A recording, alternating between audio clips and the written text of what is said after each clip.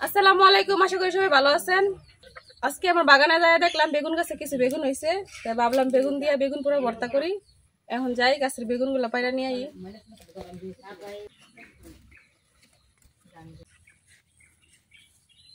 আজকে কিন্তু অনেক দিন পরে বৃষ্টি শেষে রোদ উঠছে, সূর্যটা একবারে চোখে লাগতেছে।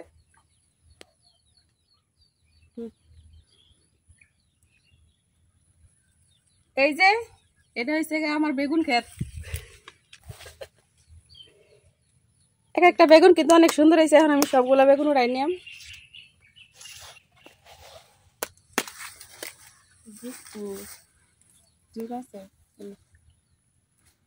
ওই পাশে আর কিছু বেগুন গাছ আছে, যে ওইগুলোতে বেগুন ধরছে। একটা বেগুন তুল আছে। এই বেগুনটা কিন্তু সবচেয়ে বড়।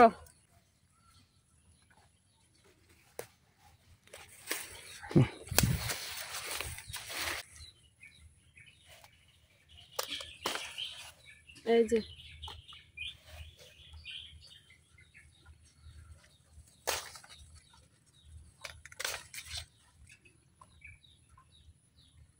এই যে আমার বেগুন উড়ানো কিন্তু হয়ে গেছে।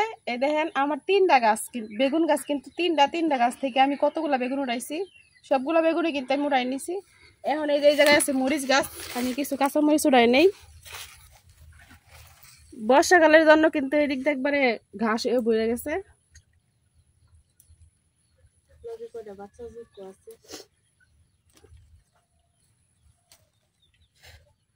এই যে কাঁচা মরিচ, এই গাছটা একবারে বৃষ্টির পানির সাথে যুদ্ধ করে বাচ্চা রয়েছে। গাছগুলো আস্তে আস্তে মরে যাইতেছে। এই যে এই গাছগুলো মনে হয় বেশি দিন বাঁচবো না, মরে যাইব।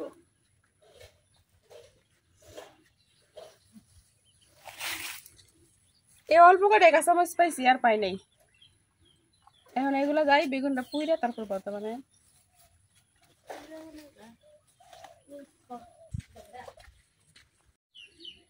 এই যে এটা কিন্তু আমার সাদা মরিচ গাছ। এই মরিচ গাছটা কিন্তু একবারে অনেকগুলো ডাল মরে গেছিল। পরে আমি এক ভিডিওতে দেখাইছিলাম। বেগুনগুলো কিন্তু একবারে পরিষ্কার। বেগুনগুলো এখন ধোয়ার দরকার নাই, যে আমি পুইরা তারপরে কিন্তু বেগুনগুলো ধুয়ে নিলাম। এই জন্য এই বেগুনগুলো এখন মাঝখান দিয়ে, এই বেগুনগুলো কিন্তু আস্তা পুরা দিলে পুরা ফাইটে যাবো, পুরো হইতো না। এই জন্য আমি এই বটি দিয়ে একটু একটু ছিদ্র করে দিলাম। এই যে ভেবে আমি 3 জায়গায় ছিদ্র করে নিয়েছি। এখন সবটি বেগুন এভাবে ছিদ্র করে নেব।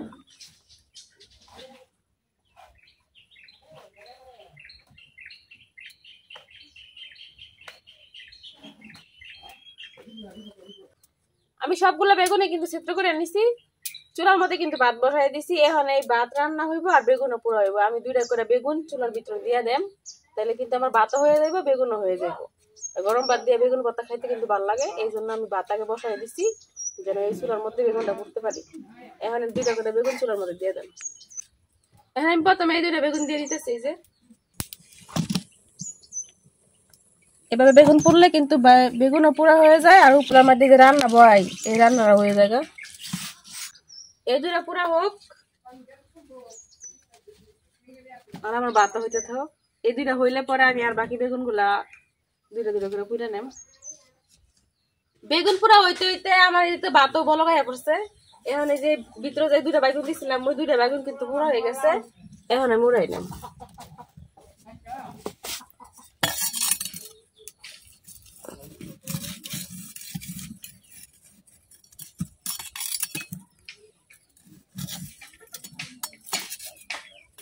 এই যে বেগুনটা কিন্তু একবারে সুন্দরভাবে পুরা হয়ে গেছে।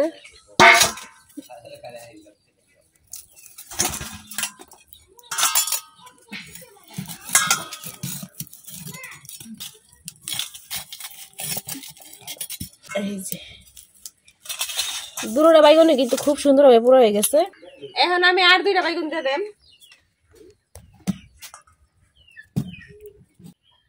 আগে কিন্তু আমি 2টা বেগুন দিছিলাম, পরে আমার যখন ভাত হয়ে গেছে তখন আমি বাকি যে বেগুনগুলো ছিল সবগুলো বেগুন একসাথে দিয়ে দিছি। এখন কিন্তু সবগুলো বেগুন একসাথে হয়ে গেছে। এখন আমি বেগুনগুলো উড়াই দিতেছি।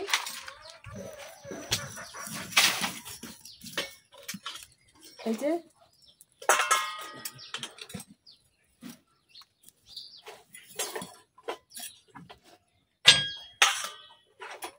সবগুলা বেগুন কিন্তু উড়াই নিছি।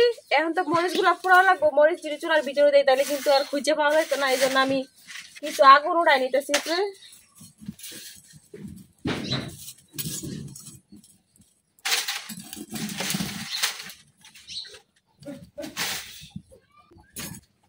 এখন এই আগুনের উপরে আমি মরিচ গুলা দিয়ে দিতেছি।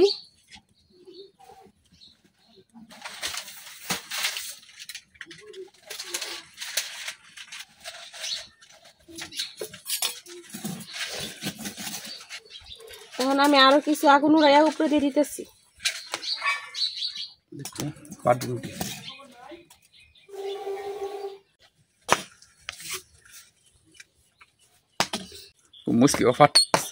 এইভাবে মরিচ পুরা দিলে কিন্তু মরিচ অনেক ফাটে, এই জন্য একটু সাবধানে থাকা লাগবে।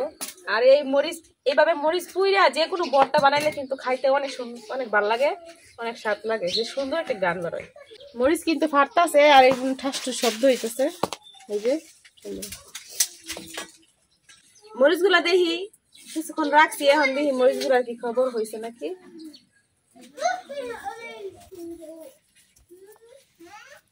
এই দেখেন কত সুন্দর ভাবে মরিচ গুলা পুরো হয়ে গেছে, এই যে এখন ফাটতেছে।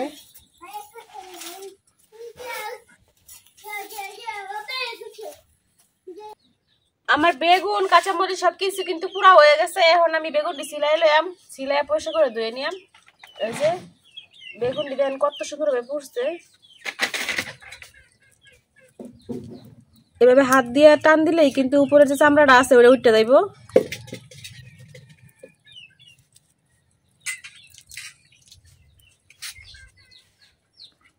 বেগুন পুরার যে সুন্দর একটা গ্রান বেরোইতেছে, গ্রানই তো মনটা কইতেছে এখনই খায় নেই। এই দেখেন বেগুনটা আমি কত সুন্দর ভাবে সিলাই নিছি। আর এই যে এখন হাতটা ভিজাইয়া এইভাবে পরিষ্কার করে নিতেছি। বেগুনটা কিন্তু পানির মধ্যে চুবাইলে ভর্তাটা খাইতে ভালো লাগতো না, এই জন্য হাতটা ভিজাই ভিজাই আমি বেগুনটা ধুয়ে দিতেছি।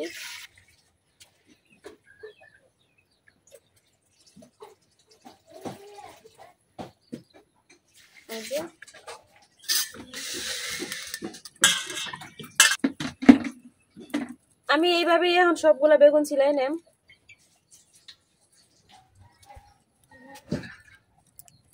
বেগুন গুলা সিলাই আমি চেক করে নিছি যে বেগুনের ভিতরে কোনো পোকা আছে নাকি। দেখলাম না, কোনো পোকাই নাই, একবারে সবগুলা বেগুন খুব সুন্দর ভাবে ভালো, ভিতরে একটু নষ্ট নাই, একটু কিছু নাই। দেখেন বেগুন গুলা কত সুন্দর ভাবে সিদ্ধ হয়ে গেছে। এখন বর্তমানে লেগে আমি মরিচ করে রাখছিলাম, যে মরিচ গুলো ধুয়ে নিতেছি।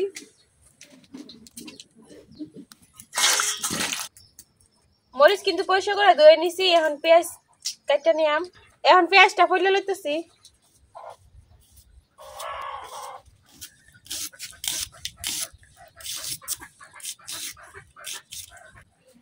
পেঁয়াজ মরিচ সবকিছুই কিন্তু রেডি। এখন ভর্তা বানানোর লাগে মরিচটা কেসলাই লওয়া লাগবো। আমি মরিচটা কেসলাই লইতেছি একটু লবণ দিয়া, এতটুকু লবণ এলেই কিন্তু হইব। মরিচ পেঁয়াজ সবকিছুই কিন্তু আমি কেসলাই নিছি, এই যে খুব সুন্দর করে। এখন দিয়া দেম বাইগুন গুলা।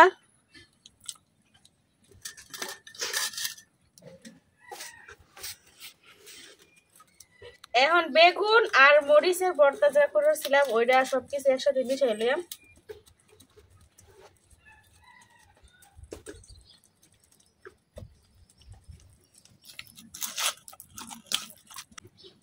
বেগুন আর মরিচ পেঁয়াজ সবকিছু একসাথে মিশাই লইছি। এখন দিয়া দিম একটু সরিষার তেল।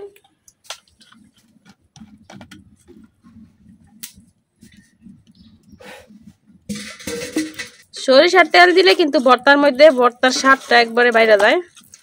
এটা কিন্তু একবারে খাঁটি সরিষার তেল, ঘরের নিজের সরিষা ভাঙ্গায় তারপরে তেল করা, এটা এই জন্য কিন্তু সুন্দর একটা গ্রাম। ভর্তা করলেই কিন্তু আমি এই তেলটা দেখ করি। যে ভর্তাটা কিন্তু রেডি, এই যে তৈরি হয়ে গেছে গা নিজের গাছের বেগুনের ভর্তা। বেগুন পুরো ভর্তা কিন্তু অনেক মজা খাইতে, আর যে সুন্দর একটা গ্রান বেরোইছে, গ্রানের তো মনটা করতে তাড়াতাড়ি খায় নেই। আমিও ভাত নিয়ে রেডি, তো খায়া দেখি কেমন হয়েছে ভর্তাটা।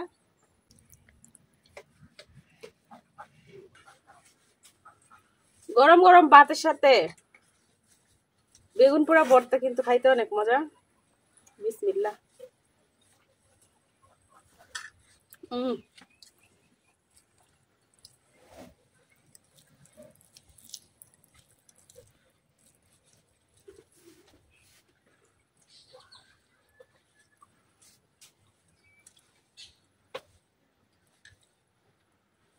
ভর্তাটা কিন্তু অনেক মজা হয়েছে।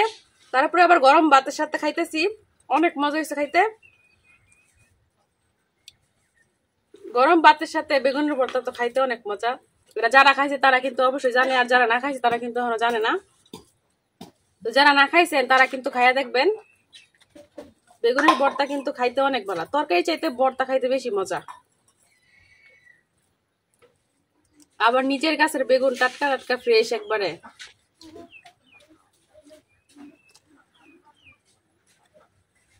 অনেক মজা হয়েছে, অনেক, এক কথায় অসাধারণ হয়েছে খাইতে। তো এখন খাওয়া দাওয়া করি। আমার ভিডিও যদি ভালো লাগে তো আমার চ্যানেলটা সাবস্ক্রাইব করে দিবেন। আজকের ভিডিও এই পর্যন্তই। সবাই ভালো থাকবেন, সুস্থ থাকবেন। আল্লাহ হাফেজ।